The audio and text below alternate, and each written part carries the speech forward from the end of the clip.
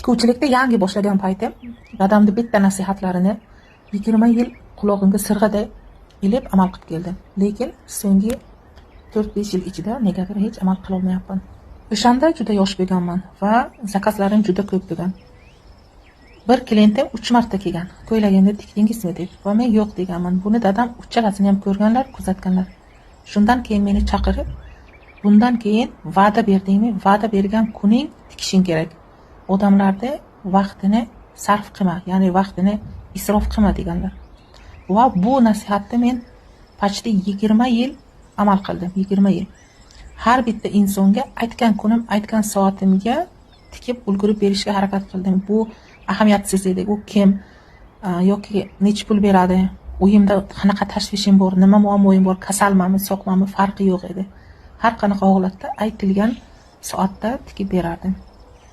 Va oxirgi 4-5 yil ichida, ya'ni karantindan keyin mana shu holat susaydi. Ya'ni o'sha nasihatga negadir amal qila olmayapman. Va'da qilingan kunga tikib berishga ulgurmayapman. Va bundan o'zim ham juda xijolatdaman.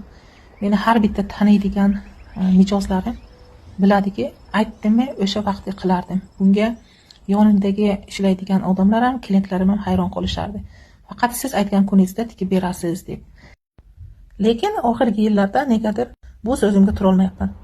Klientlarim hatto hozirlashib, sizga yozga kiyish uchun qishga paplin berishimiz kerak deb ham qo'yadi.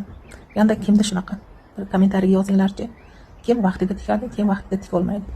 Agar videoni shu yergacha ko'rgan bo'lsangiz, yurakchani qizartirib qo'ying ko'ngil uchun va profilimga obuna bo'ling. Profildagi Telegram silka orqali Telegramga o'ting. Kanal va gruppalar bor, o'sha yerga qo'shilishingiz mumkin. Muloqot uchun gruppada siz rasmingiz yoki savollaringiz bor bo'lsa, so'rashingiz mumkin.